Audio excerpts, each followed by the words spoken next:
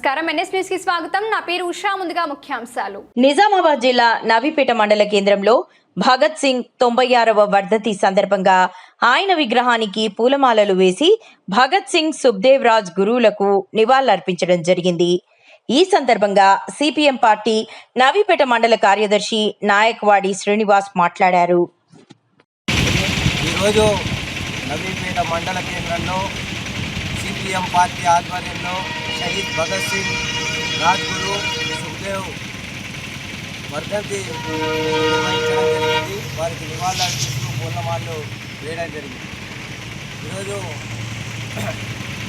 Bhagat Singh 1907 September 27న ఉమ్మడి పంజాబ్ రాష్ట్రంలో జన్మించినప్పటికీ ఆయన స్వాతంత్రోద్యమానికి వాళ్ళ కుటుంబం స్వాతంత్రోద్యమంలో పాల్గొన్న కుటుంబం ఆ రోజు జలియన్ వాలా బాగ్ ఏదైతే జనరల్ డయర్ ఫైర్ చేస్తే వేలాది మంది చనిపోయినారు.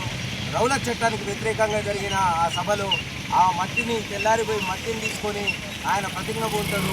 ఆ ప్రతిజ్ఞ పూని అసలు ఈ దేశంలో ఈ వ్యవస్థ ఎందుకు ఇట్లా మారింది అని చెప్పేసి కులం, మతం, ప్రాంతం, లింగం, వివక్ష ఇవన్నీ ఉన్నాయని చెప్పేసి ఆ రోజు ఆయన గ్రహించిన తత్వవేత్త, మేధావి, సిద్ధాంతకర్త.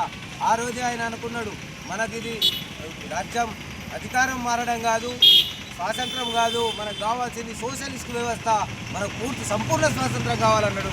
దాని కొరకే ఏదైతే ఆనాడు బ్రిటిష్ పార్లమెంట్లో బాంబుని విసండు. దేని గురించి? పారిశ్రామిక చట్టం ఒకటి, పట్టణ పేదల పౌర హక్కుల చట్టం చేస్తున్న క్రమంలో దానికి నిరసనగా ఆ బాంబుని పేల్చిండు. కానీ బాంబు పేల్చడం వల్ల చనిపోవాలనే ఉద్దేశంతో కాదు, పొగ బాంబుని పేల్చిండు. పేల్చి ఉరికిపోయే అవకాశం ఉన్నా కరపత్రాలు ఇసిరేసి ఉరికిపోయి అన్నకు ఉరి తీయబడ్డారు. ఎందుకు అంటే అందులో మెసేజ్ ఇచ్చిండు. ఈరోజు నరేంద్ర మోడీ కూడా చేస్తుంది అదే. ఏదైతే నల్ల చట్టాలు ఢిల్లీలో 14 నెలల పాటు రైతులు ఆందోళనలు చేస్తే సుమారు 12,000 మంది రైతులు చనిపోయినారు. ఆ రోజటి ఘటన ఈరోజు గుర్తుకొస్తుంది.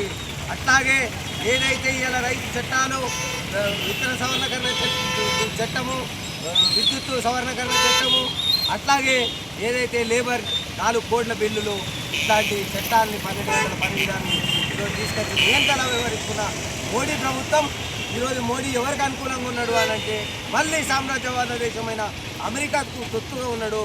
ఆ అమెరికా ఇవాళ ఆయన ఇష్టం లేకపోయినా ఇరాన్ అనే దేశంతో యుద్ధం ప్రకటించి ఇవాళ ప్రపంచవ్యాప్తంగా యుద్ధ వాతావరణం పెట్టి మనందరి మీద దాని యొక్క పన్ను భారాన్ని పెంచిండు. ఇది మనం గ్రహించాలా. మనం హిందువో, ముసల్మానో, సిక్కో, క్రిస్టియనో, ఇసాయో ఇది కాదు మనకు కావాల్సింది.